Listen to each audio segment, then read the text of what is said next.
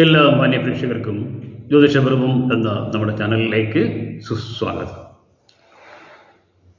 2025 May 14 ഉണ്ടാകുന്ന വ്യാഴമാറ്റത്തിൻ്റെ ഫലമായി ഓരോ കൂറിലും പെട്ട നക്ഷത്രക്കാർക്കുണ്ടാകാവുന്ന ഗുണദോഷ ഫലങ്ങളെക്കുറിച്ചാണ് നമ്മൾ ചിന്തിച്ചുകൊണ്ടിരിക്കുന്നത്. ആദ്യമായി മേടക്കൂറുകാരുടെ ഫലത്തെക്കുറിച്ചാണ് ഇന്ന് നമ്മൾ ചിന്തിക്കുന്നത്. മേടക്കൂർ എന്ന് പറയുമ്പോൾ അശ്വതി, ഭരണി, കാർത്തികയുടെ ആദ്യ പാദം എന്നീ നക്ഷത്രങ്ങൾ ചേരുന്നതാണ്. പൊതുവെ മേടക്കൂറുകാരെ സംബന്ധിച്ചിടത്തോളം മെയ് മാസം വരെയുള്ള ഒരു കാലഘട്ടം വ്യാഴം വളരെ അനുകൂലമായ സ്ഥിതിയിലാണെന്ന് പറയാവുന്നതാണ്. കാരണം വ്യാഴം ഇടവത്തിലാണ് സ്ഥിതി ചെയ്യുന്നത്. ഇടവം രാശിയിൽ സ്ഥിതി ചെയ്യുന്നത് കൊണ്ട് തന്നെ മേടക്കൂറുകാരുടെ 2ാം ഭാവത്തിലാണ് വ്യാഴം സ്ഥിതി ചെയ്യുന്നത്. രണ്ടാമിടത്തത് വ്യാഴം സ്ഥിതി ചെയ്യുന്ന കാലം സാമ്പത്തികമായ നേട്ടങ്ങളും ഔദ്യോഗിക രംഗത്തും കുടുംബത്തിലായാലും സുഹൃത്തുക്കൾക്കിടയിലും കർമ്മരംഗത്തും ഒക്കെ, അതേത് കർമ്മരംഗമായാലും സാമ്പത്തികമായിട്ടും അല്ലാതെയുമുള്ള നേട്ടങ്ങളും മാനസിക സന്തോഷവും ഒക്കെ ഉണ്ടാകുന്ന ഒരു കാലഘട്ടമാണ്. അപ്പോൾ അങ്ങനെ ഉള്ളൊരു കാലഘട്ടത്തിലൂടെ പോയിക്കൊണ്ടിരിക്കുന്ന മേടക്കൂറിൽപ്പെട്ട നക്ഷത്രക്കാർ ഇനിയുള്ള വ്യാഴമാറ്റത്തിൻ്റെ കാലഘട്ടം വളരെയേറെ ശ്രദ്ധിച്ച് മുമ്പോട്ട് പോകേണ്ട ഒരു കാലഘട്ടമാണ്.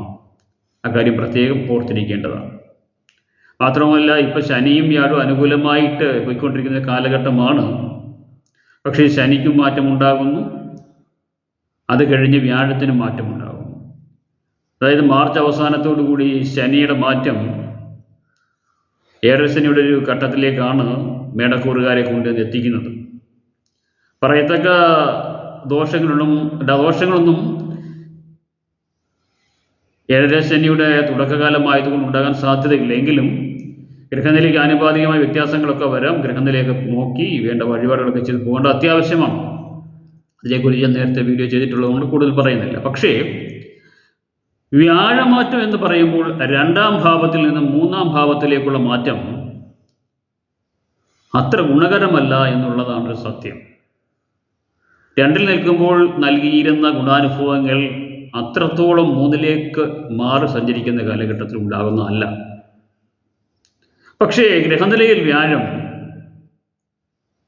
യോഗകാരിയായിട്ടോ സ്വക്ഷേത്ര ബലവാനായിട്ടോ ഉച്ചസ്ഥനായിട്ടോ ഒക്കെ നിൽക്കുന്നവർക്ക്, പ്രത്യേകിച്ച് ഹംസയോഗം പോലെയുള്ള മഹായോഗങ്ങളിലൊക്കെ ജനിച്ചവർക്ക് ചാരവശാൽ ഉണ്ടാകാവുന്ന മാറ്റം കാര്യമായ ദോഷം ഉണ്ടാകില്ല എന്നുള്ള കാര്യം യാഥാർത്ഥ്യമാണ്. അങ്ങനെയുള്ളവർക്ക് പറയത്തക്ക ദോഷങ്ങൾ ഒന്നും ഭവിക്കുന്നതല്ല. പക്ഷേ മറ്റുള്ളവരെ സംബന്ധിച്ചിടത്തോളം 2ാം ഭാവത്തിൽ നിന്നിരുന്ന കാലഘട്ടത്തിൽ നിന്ന് 3ലേക്ക് മാറുമ്പോൾ കുറേയേറെ ശ്രദ്ധിച്ച് മുമ്പോട്ട് പോയില്ലെങ്കിൽ സാമ്പത്തികമായ പ്രതിസന്ധികൾ ഉണ്ടാകാനുള്ള സാധ്യത വളരെ കൂടുതലാണ്. അതുകൊണ്ട് തന്നെ സാമ്പത്തിക അച്ചടക്കം പാലിക്കേണ്ട ഒരു വർഷമാണ് വരാൻ പോകുന്നതെന്ന കാര്യം പ്രത്യേകം ശ്രദ്ധിച്ചിരിക്കുക.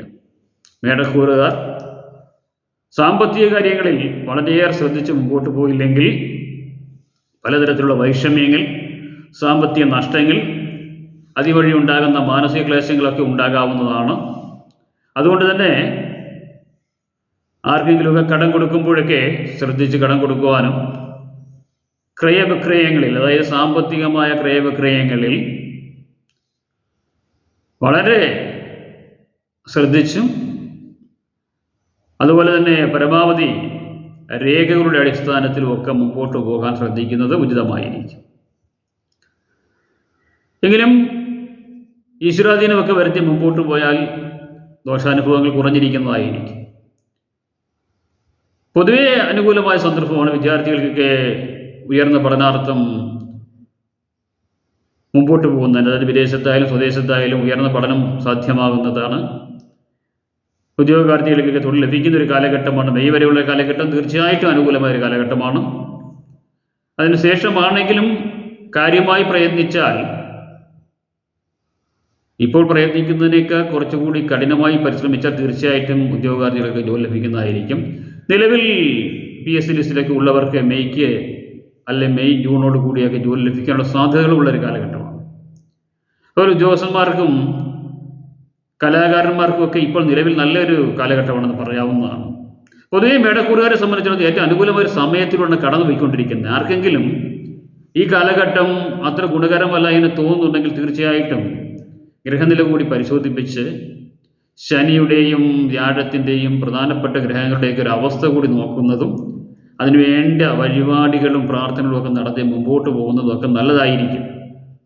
തീർച്ചയായിട്ടും അത്ര അനുകൂലമായ ഒരു സന്ദർഭത്തിലൂടെയാണ് മേടക്കൂറുകാർ കടന്നു പോയിക്കൊണ്ടിരിക്കുന്നത്. പക്ഷേ 2025 ജൂൺ മുതൽ, അതായത് മെയ് അവസാനം മുതൽ വ്യാഴമാറ്റം വളരെ ശ്രദ്ധിച്ചു പോകേണ്ടതാണ്.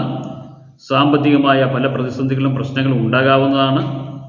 വീട് പണിയൊക്കെ തുടങ്ങിയിട്ടുള്ളവർക്ക് അത് സാമ്പത്തിക പ്രതിസന്ധികൾ കൊണ്ടും മറ്റു ചില കാരണങ്ങളെ മുടങ്ങാനുള്ള സാധ്യതകളുണ്ട്. അതിന് മുമ്പ് മെയ്യോടുകൂടിയൊക്കെ വീട് പണിയൊക്കെ പൂർത്തിയാക്കുന്നവർക്ക് പ്രശ്നമില്ല. അല്ലാത്തവർക്ക് കുറച്ച് പ്രതിസന്ധികളും പ്രശ്നങ്ങളൊക്കെ ഉണ്ടാകാവുന്ന കാലഘട്ടമാണെന്ന് ഓർത്തിരിക്കുക. അപ്പോൾ വിദ്യാർത്ഥികൾക്ക് പഠനത്തിൽ വളരെ കൂടുതൽ ശ്രദ്ധിക്കേണ്ട ഒരു കാലഘട്ടമാണ്. ഉദ്യോഗസ്ഥന്മാരൊക്കെ കർമ്മമേഖലയിൽ വരാവുന്ന പ്രതിസന്ധികളെക്കുറിച്ച് മനസ്സിലാക്കി മുമ്പോട്ട് പോകേണ്ട കാലഘട്ടം കൂടിയാണ്. അങ്ങനെ പൊതുവെ വ്യാഴത്തിൻ്റെ മാറ്റം ഒപ്പം ശനിയുടെ മാറ്റം കൂടി ഗുണകരമല്ല എന്ന് മനസ്സിലാക്കി മുമ്പോട്ട് പോയാൽ വരാൻ പോകുന്ന ദോഷവശങ്ങളെ കുറച്ച് അല്ലെങ്കിൽ ദോഷവശങ്ങൾ മനസ്സിലാക്കി മുമ്പോട്ട് പോയാൽ തീർച്ചയായിട്ടും ഗുണാനുഭവങ്ങൾ ഉണ്ടാകുന്നതുമായിരിക്കും. പ്രധാനമായും ശ്രദ്ധിക്കേണ്ട കാര്യം വ്യാഴപ്രീതികരമായ കർമ്മങ്ങൾ അനുഷ്ഠിച്ചു പോവുക എന്നുള്ളതാണ്.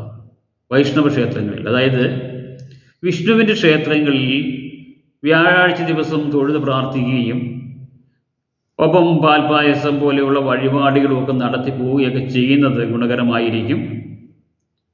ഗുരുവായൂർ ക്ഷേത്രത്തിൽ പോയി തൊഴുതുക, പ്രാർത്ഥിക്കുന്നതൊക്കെ ഗുണകരമായിരിക്കും. അതുപോലെ ശനിയുടെ മാറ്റത്തിന് തീർച്ചയായിട്ടും ശനീശ്വര പ്രീതികരമായ കർമ്മങ്ങൾ കൂടി അനുഷ്ഠിച്ച് പോകേണ്ടതാണ്. അത് ഞാൻ നേരത്തെ ഒരു വീഡിയോ ചെയ്തിട്ടുള്ളതുകൊണ്ട് കൂടുതലായിട്ട് പറയുന്നില്ല. ആ വീഡിയോ പോയി കാണുക, കണ്ടിട്ടില്ലാത്തവർ. അപ്പോൾ വ്യാഴത്തെക്കുറിച്ചാണ് ഞാൻ പ്രധാനമായിട്ട് ഈ വീഡിയോയിൽ പറഞ്ഞത്. അതുകൊണ്ട് തന്നെ വ്യാഴപ്രീതികരമായ കർമ്മങ്ങൾ അനുഷ്ഠിച്ച് പോവുക, വിഷ്ണു സഹസ്രനാമം ജപിക്കുക.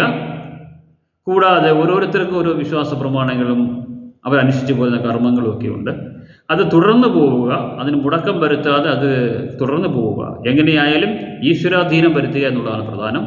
പ്രാർത്ഥനയാണ് ഏറ്റവും പ്രധാനപ്പെട്ട കാര്യം. അപ്പം പ്രാർത്ഥനയിലൂടെയും അന്നദാനം പോലെയുള്ള നല്ല കർമ്മങ്ങളിലൂടെയൊക്കെ മുമ്പോട്ട് പോയാൽ ദോഷവശങ്ങളെ പരമാവധി കുറച്ച് ഗുണാനുഭവങ്ങൾ നേടിയെടുക്കാൻ കഴിയുന്നതായിരിക്കും.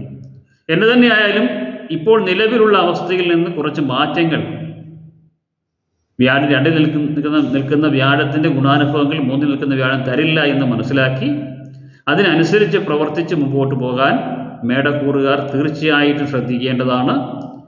അപ്പോൾ എല്ലാ മേടക്കൂറുകാർക്കും അനുകൂലമായ അല്ലെങ്കിൽ ഗുണകരമായ ഒരു വർഷമായിരിക്കട്ടെ എന്ന് പ്രാർത്ഥിച്ചുകൊണ്ട് മറ്റൊരു വിഷയമായി കാണും വരെ ഏവർക്കും നന്ദി, നമസ്കാരം.